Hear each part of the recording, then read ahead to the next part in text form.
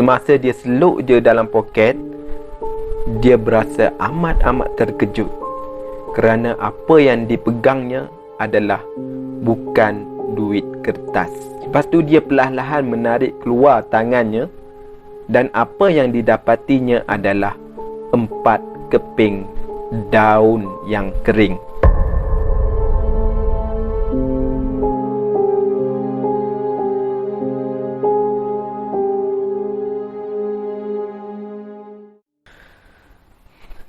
Bismillahirrahmanirrahim. Assalamualaikum warahmatullahi ta'ala wabarakatuh dan salam sejahtera. Selamat kembali lagi ke channel SH Studio. Seram tapi santai. Anda masih lagi bersama saya, Samsul Hanif. Macam biasa, saya akan berkongsi kisah-kisah seram, kisah-kisah misteri yang mana ianya bertujuan untuk kita sama-sama mengambil pengajaran ataupun nilai-nilai yang baik daripada kisah-kisah yang akan diceritakan ataupun yang akan disampaikan. Dan untuk kali ini saya akan menyampaikan kisah yang dialami oleh Yusuf, yang mana beliau pernah membeli makanan di sebuah gerai yang berada di tepi jalan, yang mana sebenarnya gerai tersebut adalah tidak wujud. Untuk mengetahui kisahnya, sebelum itu jangan lupa subscribe dahulu channel ini serta tekan butang loceng. Bagi anda yang sudah subscribe, saya ucapkan berbanyak-banyak terima kasih.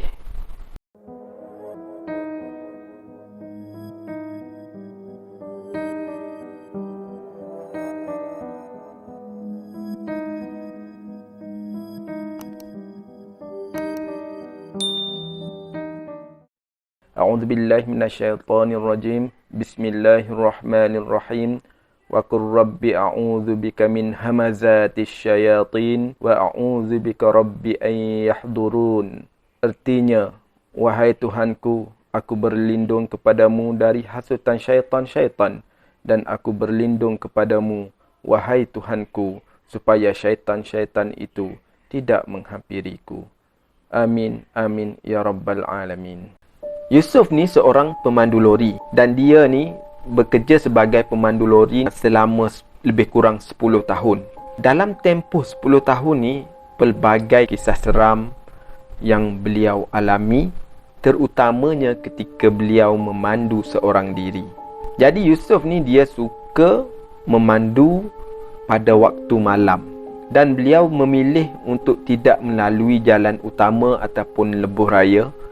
Beliau lebih memilih untuk melalui jalan-jalan kampung, yang mana bagi beliau rasa lebih tenang dan senang untuk singgah membeli makanan di kedai-kedai ataupun restoran-restoran yang berada di tepi-tepi jalan.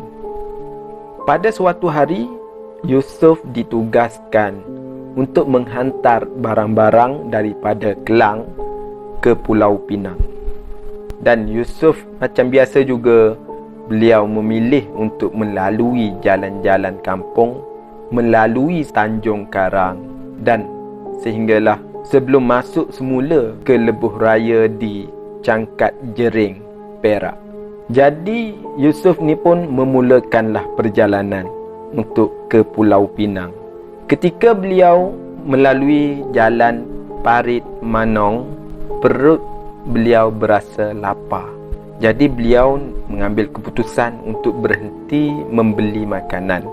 Pada masa itu belum sampai lagi tengah malam, mungkin dalam pukul 10 ataupun pukul 11 macam itulah. Masa tu kedai-kedai di tepi jalan pun banyak lagi yang buka. Beliau meneruskan perjalanan sehinggalah sampai ke sebuah gerai. Jadi beliau memberhentikan lorinya dan turun untuk membeli makanan. Gerai yang beliau tuju ni adalah gerai yang menjual kuih muih serta makanan bergoreng. Masa itu Yusuf pun membeli 2 bungkus mi goreng, dan beliau menghulurkan duit RM50, memandangkan masa tu beliau tak ada duit kecil. Selepas penjual itu menyerahkan kembali baki kepada Yusuf, Yusuf terus mengambilnya dan terus meletakkan ke dalam poket dan terus berlalu pergi. Yusuf pun meneruskan perjalanannya untuk menuju ke Cangkat Jering, untuk masuk ke lebuh raya di sanalah. Masa dalam perjalanan ataupun masa beliau memandu tu, beliau membukalah mi tadi sambil-sambil memandu, sambil-sambil menjamu selera. Masa tu Yusuf pun makanlah dengan seleranya, sehinggalah habislah satu bungkus mi tersebut. Apabila hampir tiba ke Cangkat Jering, sebelum masuk ke lebuh raya, Yusuf singgahlah sekejap ke sebuah stesen minyak untuk membuang air kecil. Selepas dia parking lori elok-elok, dia pun nak keluarlah daripada lori. Tapi sebelum tu, dia nak ambil lah duit tadi untuk diletakkan ke dalam dompet. Semasa dia seluk je dalam poket, dia berasa amat-amat terkejut kerana apa yang dipegangnya adalah bukan duit kertas. Lepas tu dia perlahan-lahan menarik keluar tangannya, dan apa yang didapatinya adalah 4 keping daun yang kering. Masa tu Yusuf kata dia meremang bulu roma. Belum ni dia sangkakan duit, tiba-tiba bukan duit, rupa-rupanya daun kering. Jadi Yusuf ni rasa tak sedap hati. Tiba-tiba dia teringat mi goreng yang dia makan tadi. Dia dah habis makan sebungkus, ada sebungkus lagi. Jadi dia ambil keputusan dia nak buka sebungkus lagi. Lepas itu tanpa berlengah lagi, dia terus membuka bungkusan yang satu lagi tu, dan didapatinya di dalam bungkusan tersebut adalah tanah liat yang bercampur dengan cacing dan juga ulat.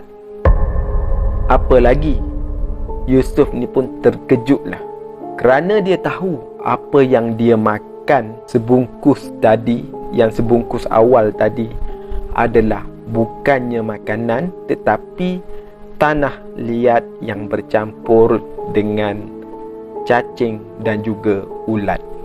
Masa tu tekak dia dah rasa sangat-sangat loya. Jadi dia tak tunggu lama, dia terus berlari pergi ke tandas stesen minyak tersebut dan memuntahkan apa yang telah beliau makan sebentar tadi. Dan apa yang dijangkanya adalah benar. Muntah yang keluar dari perut dia, muntah yang keluar adalah tanah-tanah dan juga ada benda-benda yang bergerak-gerak macam ulat.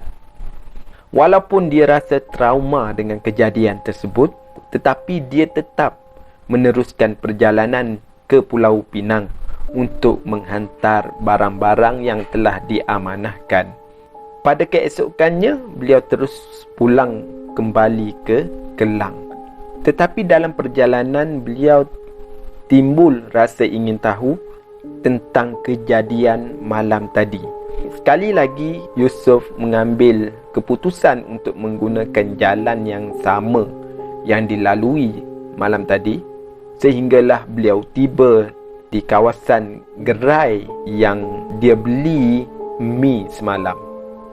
Ketika itu jam menunjukkan pukul 3 siang lah, petang lah maksudnya.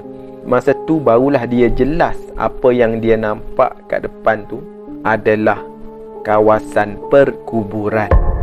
Oleh kerana dia rasa masih tidak berpuas hati dengan apa yang dilihatnya, dia pun singgahlah di sebuah kedai yang berhampiran di situ dan bertanyakan tentang apa yang telah dia alami malam tadi. Jadi menurut penduduk kampung di situ, rupa-rupanya Yusuf bukan orang pertama yang mengalami kejadian tersebut. Rupa-rupanya dah ramai yang menjadi mangsa, terutamanya apabila melalui jalan tersebut pada waktu malam. Jadi cerita ini tamat di sini. Jika ada pengajaran-pengajaran baik, kita boleh ambil dijadikan iktibar. Terima kasih kerana anda sudi menonton. Jangan lupa like, komen dan share serta tekan butang subscribe. Bagi anda yang sudah subscribe, saya ucapkan berbanyak-banyak terima kasih. Kita jumpa lagi untuk next video. Assalamualaikum warahmatullahi taala wabarakatuh.